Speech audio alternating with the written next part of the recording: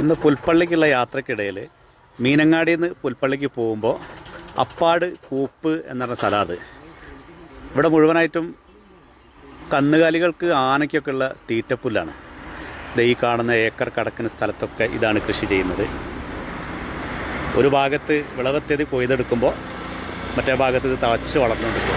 ഈ റൂട്ടിൽ വരുമ്പോൾ ഇവിടെ ബുഷ്രത്താൻ്റെ ഒരു കടയുണ്ട്, ഒരു കൊച്ചു കട അല്ലേ. എന്താ കഴിക്കാനുള്ളത്?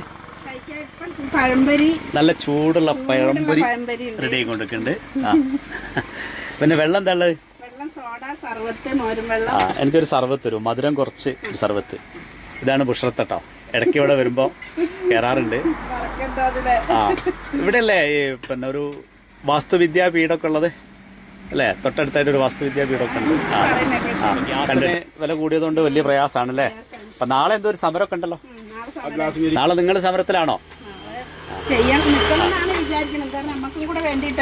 Okay okay. ആ സമരത്തിൽ പങ്കെടുക്കും. ആ നന്നായി. ആ ശരി. ആ നമ്മളെ നാടൻ സർവത്ത് അല്ലേ. സാധാരണ ഈ കുപ്പിയിൽ റെഡിമെയ്ഡ് ആയിട്ട് വരുന്നതുണ്ടാവും അല്ലേ.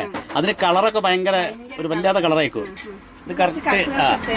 ആ കസ്കസ്. പിന്നെന്താ ഉള്ളത്? ഓക്കെ.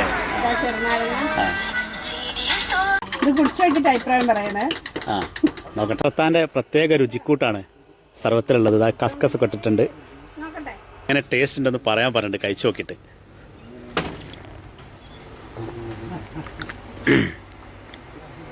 ഓക്കെ, അടിപൊളി. ഈ ചൂടത്ത് ഇതൊന്നും അങ്ങോട്ട് ചെന്നാൽ വലിയൊരു തണുപ്പാണ് അല്ലേ. അതും പ്രത്യേകിച്ച് ഈ ഒരു സൈറ്റിൽ ഈ വൈബൊക്കെ ആസ്വദിച്ച് കഴിഞ്ഞ നല്ല ചൂട് പഴംപൊരി. ഈ വഴി വരുന്നവരെ ഇവിടെ ഒന്ന് സൈഡാക്കുക, ഇവിടുന്ന് ഒരു കട്ടൻ ചായ കുടിക്കുക, ഈ പഴംപൊരി അതുപോലെ താൻ്റെ പ്രത്യേക സർവത്തൊക്കെ ഒന്ന് കഴിക്കുക, കുറച്ച് കുശലങ്ങളൊക്കെ പറയുക. ഈ വൈബ്, ഈ ഭംഗിയൊക്കെ ഒന്ന് ആസ്വദിച്ച് ഇവിടെ ഒന്ന് ഇരിക്കുക കേട്ടോ. ഓക്കെ.